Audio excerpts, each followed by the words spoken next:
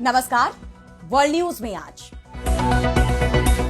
America और Iran के बीच एक बार फिर ठन गई है। डोनाल्ड ट्रंप दावा कर रहे हैं कि ईरान झुक गया है, वहीं ईरान का कहना है कि ट्रंप सपने देख रहे हैं, हम उनके साथ कोई डील नहीं कर रहे।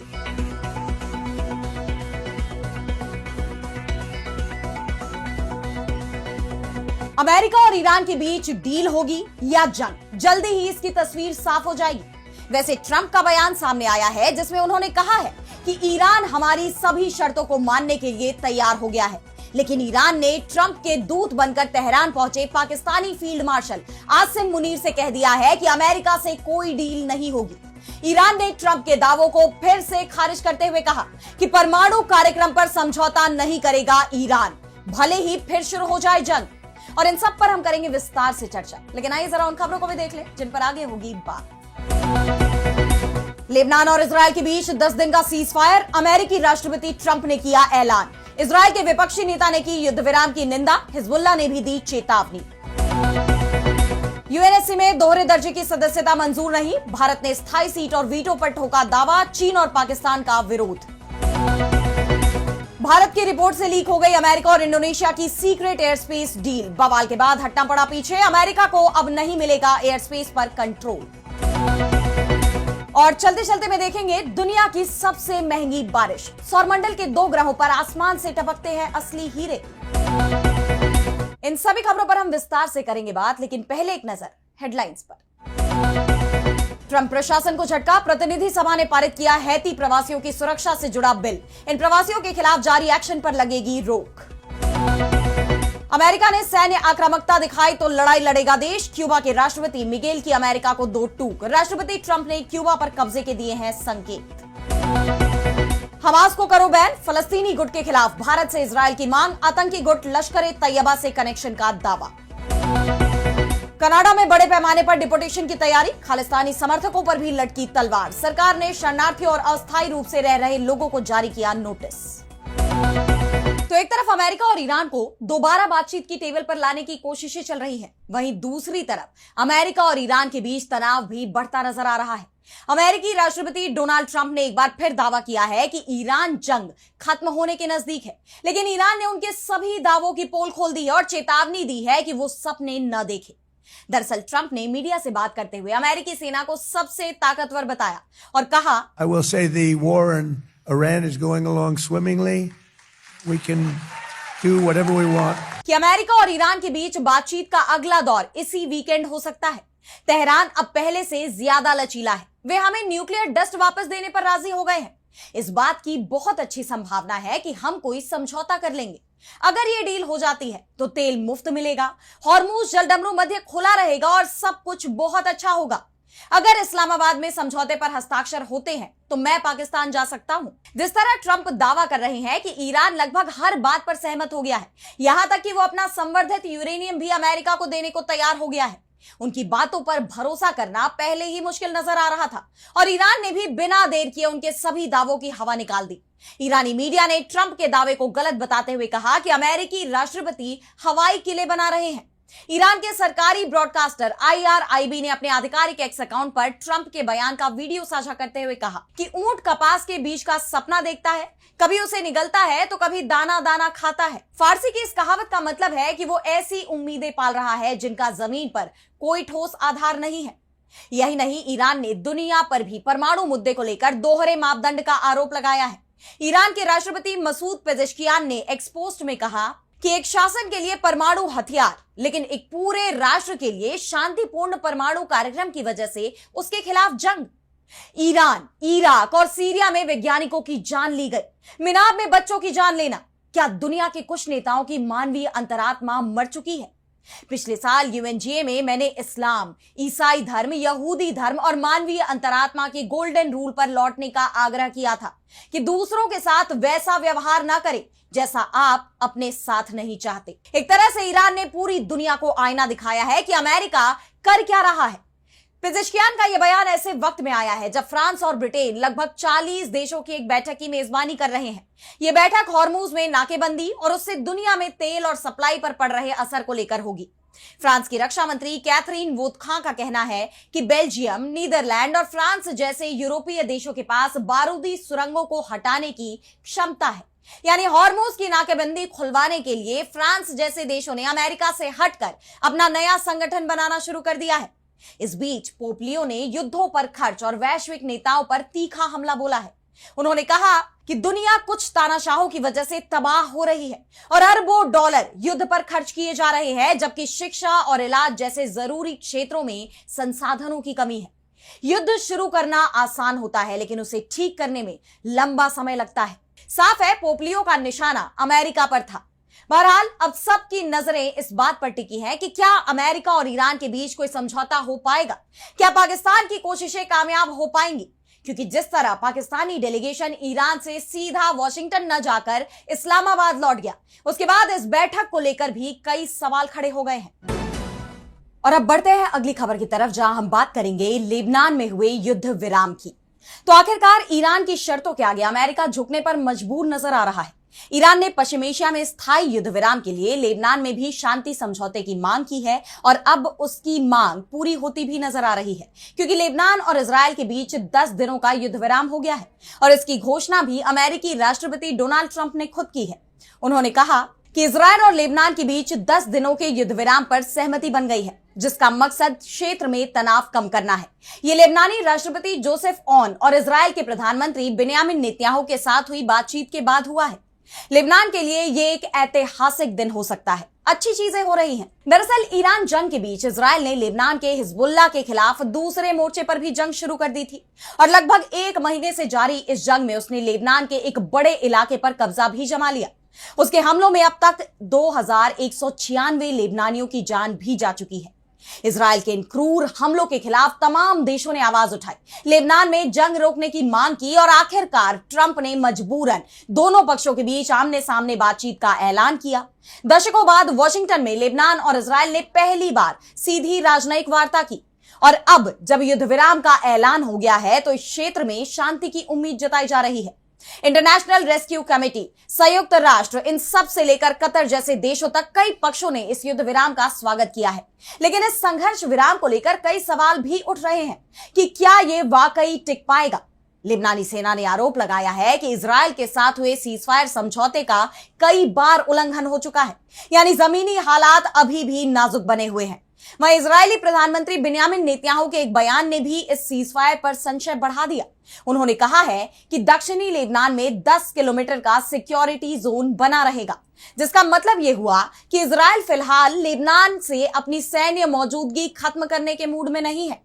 जिसके बाद हिजबुल्लाह ने भी एक बयान में कहा कि कोई भी युद्ध विराम पूरे लेबनान क्षेत्र में लागू होना चाहिए। इजरायली दुश्मन को किसी भी तरह की आवाजाही की स्वतंत्रता नहीं मिलनी चाहिए। हमारी जमीन पर इजरायली कब्जा लेबनान और उसके लोगों को उसका विरोध करने का अधिकार देता है। यह मामला आगे की घटनाओं के आधार पर तय होगा। हिजबुल्लाह के इस बयान से दोनों पक्षों के बीच भरोसे की कमी साफ नजर आती है। लेबनानियों को इजरायल के इरादों पर भरोसा नहीं है। उनका मानना है कि इजरायल को इस युद्ध विराम पर सहमत होने के लिए मजबूर किया गया था। इसके अलावा युद्ध विराम समझौते में अमेरिकी प्रशासन की तरफ से जारी किए गए संयुक्त बयान में इजरायल के आत्मरक्षा के अधिकार का जिक्र है, जिसका मतलब है कि इजरायल किसी भी वक्त कहीं भी हमला कर सकता है जहां उसे सुरक्षा का खतरा महसूस होता है। यही वजह है कि यह संघर्ष विराम बहुत नाजुक माना जा रहा है, खासतौर पर जिस तरह इजरायल के अंदर इस डील पर निराशा दिखाई दे रही है, उसे लेकर भी चिंता जाहिर की जा रही है। इजरायली विपक्षी नेता यायर लैपिड ने युद्ध विराम की निंदा करते हुए एक्स पर पोस्ट किया कि यह पहली बार नहीं है कि इस सरकार के सभी वादे हकीकत की धज्जियां उड़ा रहे हैं। लेबनान में टकराव का अंत केवल एक ही तरीके से हो सकता है, उत्तरी बस्तियों पर मंडरा रहे खतरे को पूरी तरह से खत्म करना। इस सरकार में ऐसा नहीं होगा, हम इसे अगली सरकार में करेंगे। लिपिड के बयान से साफ है कि यह कोई अंतिम समझौता नहीं है। इजरायल आगे भी हमला कर सकता है। बहरहाल अब यह समझौता आखिर कब तक टिका रहता है और ईरान के साथ अमेरिका की बातचीत पर इसका क्या असर पड़ता है, यह देखना होगा। और अब बढ़ते हैं अगली खबर की तरफ, जहां हम बात करेंगे संयुक्त राष्ट्र सुरक्षा परिषद यानी यूएनएससी में सुधार की। तो वैसे तो जिस तरह से ईरान पर अमेरिका ने हमला किया, उसके बाद यूएनएससी ही सवालों में है कि क्या कोई ताकतवर देश सुरक्षा परिषद को किनारे रखकर किसी पर भी हमला कर सकता है। क्योंकि यूएनएससी की स्थापना ही दुनिया को जंग से बचाने के लिए हुई थी, लेकिन उसे कुछ देशों ने बंधक बना लिया है और इसमें सबसे पहला नाम अमेरिका का है। और यही कारण है कि यूएनएससी में सुधार को लेकर लगातार चर्चाएं हो रही हैं, खासतौर पर उसकी स्थायी सदस्यता के मुद्दे पर। भारत ने भी साफ कह दिया है कि वो यूएनएससी में स्थायी सदस्यता के 2 सिस्टम का विरोध करता है। उसकी तरफ से G4 समूह के एक ऐसे समझौता प्रस्ताव का समर्थन किया गया है जिसमें नए स्थायी सदस्यों के लिए वीटो अधिकार की मांग की गई है। इसे जरूर माना जा सकता है कि स्थायी सदस्यता पर फैसला अभी हो जाए और वीटो पावर को 15 साल के लिए टाल दिया जाए और 15 साल बाद नए स्थायी सदस्यों को यह अपने आप मिल जाए। बिना वीटो पावर के नए G4 समूह में ब्राजील, जर्मनी, भारत और जापान का गठबंधन शामिल है, जो 2005 में स्थापित हुआ था और इसका मुख्य टारगेट संयुक्त राष्ट्र सुरक्षा परिषद में स्थायी सदस्यता पाना है।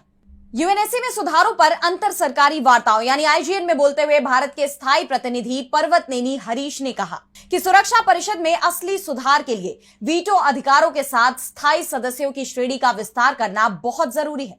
इस मुद्दे का हल करना बेहद जरूरी है जिससे लंबे समय से चले आ रहे असंतुलन को ठीक किया जा सके। भारत ने उन प्रस्तावों को खारिज कर दिया जिनमें वीटो अधिकारों के बिना स्थायी सदस्यों की एक नई श्रेणी बनाने का सुझाव दिया गया था और इसके साथ ही ये चेतावनी भी दी कि ऐसा कोई भी कदम वार्ताओं को और जटिल बना देगा और असमानता को संस्थागत रूप दे देगा।